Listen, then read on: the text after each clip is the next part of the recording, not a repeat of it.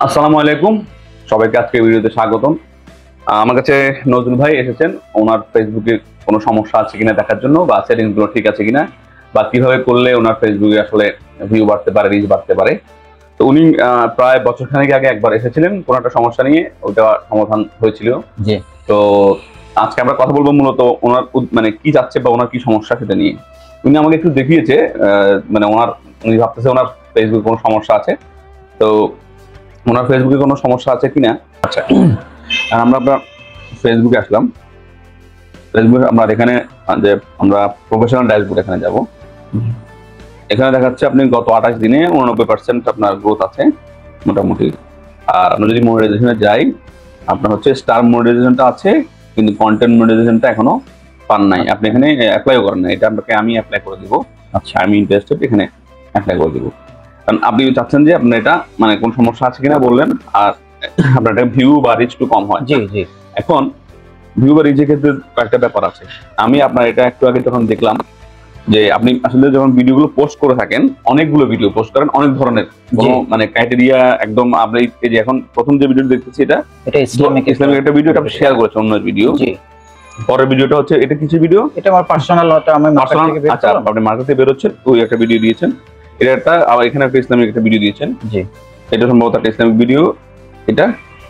এটা Islamic video না, এটা জানা এরকম একটা প্রশ্ন নিয়ে। আচ্ছা, এটা হচ্ছে, আর এটা আমাদের ছোটকালের একটা ছিল, মানে হ্যাঁ বিভিন্ন ক্যাটাগরি হয়ে যাচ্ছে। জি জি। এখন ফেসবুক হচ্ছে যে আপনাকে এই আমরাও আগের দিতাম বা আমিও দিতাম।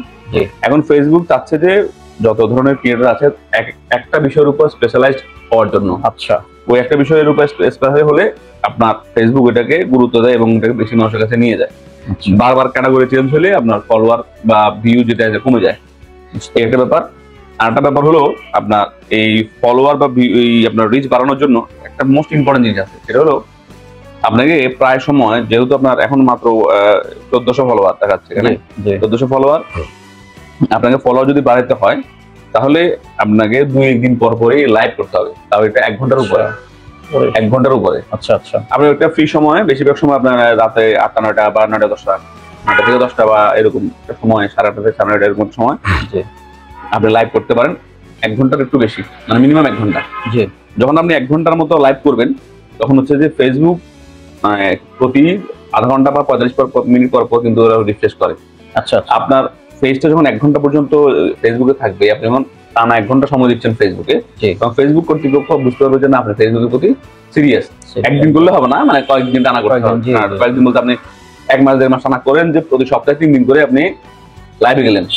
ও বিভিন্ন বিষয়ে যেটা আপনি আলোচনা করার ইচ্ছা করেন, সমস্যা নাই। একদম ওই লাইভ গুলো আপনার 30 দিন পর অটোমেটিক ডিলিট হয়ে যায়। ফেসবুক লাইভ গুলো অটোমেটিক ডিলিট করে দেয়। আচ্ছা, এখন আপনার কাজ হবে তাহলে মূলত আপনি যে জিনিসটা সবচেয়ে বেশি মানে আপনার ভালো লাগে, আপনার কাজ করতে ভালো লাগে, একটা ক্যাটাগরি সিলেক্ট করবেন। সেটা ইসলামিক হোক, সেটা ব্লগ স্টাইলে হোক, আপনি কোথাও বাইরে যাচ্ছেন ওটা হোক, সেটা যদি আপনার প্রোডাক্ট রিলেটেড কিছু হয়, যে আপনার দোকানে যে কোনো কিছু আছে, কন্টিনিউস ওইটাই দিবেন। আচ্ছা আচ্ছা। তারপর প্রোডাক্ট রিলেটেড গুলা ফেসবুক ওভাবে মানে আপনার সাধারণ মানুষের কাছে নিয়ে যায় না, ওরা চায় ওগুলো বুস্ট করার জন্য। হ্যাঁ, কিন্তু অন্যান্য যে ক্যাটাগরি গুলো আছে ওগুলোর ক্ষেত্রে ফেসবুক, আপনি যখন কন্টিনিউয়াসলি কাজ করবেন অ্যাজ এ কন্টেন্ট ক্রিয়েটার, তখন আপনাকে ফেসবুক গ্রোথ দিবে।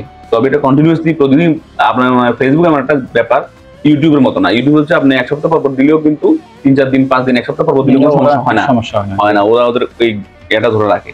কিন্তু ফেসবুকে প্রায় প্রতিদিন আপনাকে, আপনি যদি ছোট ভিডিও দিয়ে থাকেন, প্রায় প্রতিদিন দিতে হবে, হ্যাঁ, রিলস ভিডিও। আর যদি না বড় ভিডিও দেন 2-3 দিন পরে দিলেও, তবে একটা রুটিন আপনাকে মেনটেন করতে হবে, যেটা একটু কষ্টকর, কিন্তু এটা মেনটেন করতে হবে ফেসবুকে গ্রোথের জন্য। পাশাপাশি যখন মনে করেন ফেসবুকে, আসলে আমি মনে করি একটা ব্যাপার যেটা মনে করা উচিত, ফেসবুক থেকে ইনকাম ব্যাপারটা আশা করা উচিত না। কেন কথাটা বলতেছি, ইনকাম হয় পরে হবে, কেন আশা করা উচিত না? যদি আপনার ব্র্যান্ডিং হবে কি, আপনি যখন লাইভ করবেন, আপনার ফেসটা যখন মানুষ দেখবে, আপনার এই চেহারা, আপনার নাম হচ্ছে নজরুল, ঠিক আছে, এরকম করতে করতে আপনার ভিডিও যখন ভালো লাগবে, বেশি ফলোয়ার হবে, আপনার যে আদার্স বিজনেস আছে ওই বিজনেস দেখবেন এটার মাধ্যমে গ্রো হয়ে যাবে একদম। তো যাই হোক, এখন যেটা দেখলাম আপনার এখানে প্রফেশনাল ড্যাশবোর্ড, আমরা যদি আবার যাই, এখানে দেখতেছি আপনার প্রফেশনাল ড্যাশবোর্ড ঠিক আছে। আপনার উইকলি চ্যালেঞ্জ যেটা, এটা আমরা দেখি কি আছে। উইকলি চ্যালেঞ্জ হচ্ছে আপনার 10টা ফলোয়ার লাগবে, আপনার 2টা ক্রাইটেরিয়া ফুলফিল হয়েছে, 3টা রিল দেওয়ার কথা দিয়েছেন, তারপরে 5টা পোস্ট করার কথা করেছেন।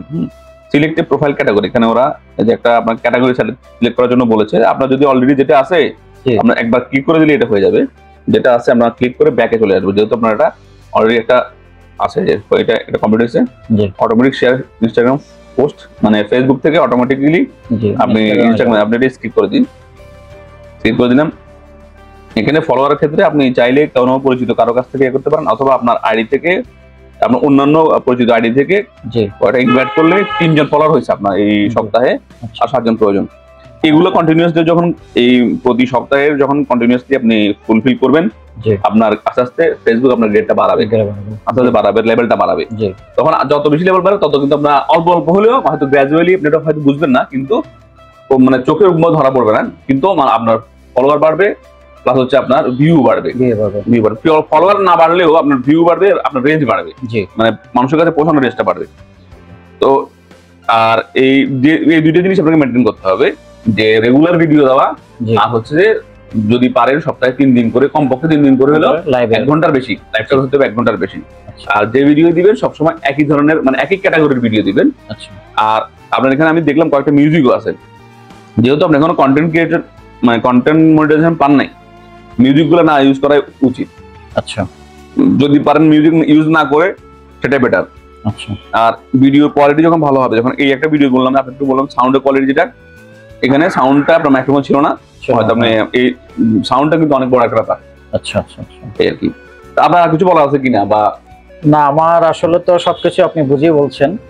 এখন আমার আরেকটা বিষয় হলো যে মনিটাইজেশন, ওখানে আর কোনো সমস্যা আছে কিনা? না না, কোনো সমস্যা নেই, সমস্যা নাই। আপনি এখনো ক্রাইটেরিয়া ফুলফিল করতে পারেন নাই। আপনার এখানে মনিটাইজেশনে গেলাম আমরা, যাওয়ার পরে আপনার হচ্ছে স্টার মনিটাইজেশন আপনি পাইছেন, হ্যাঁ স্টারটা পাইছেন, কন্টেন্টটা পান নাই।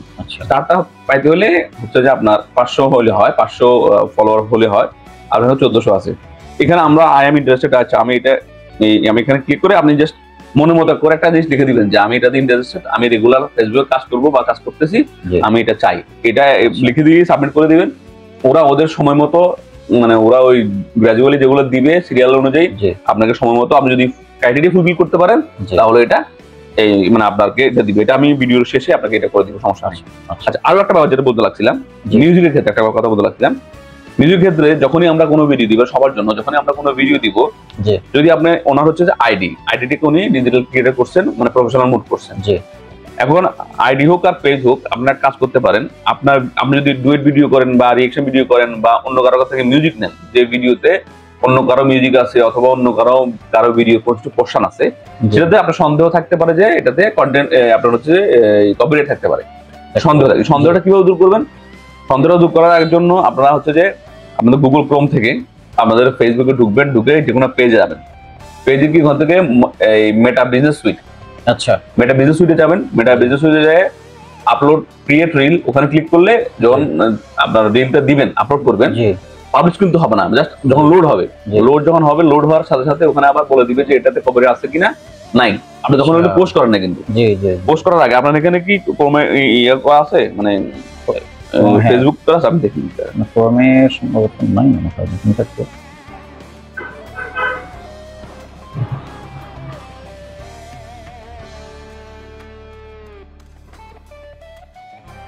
লগ ইন করা নাই।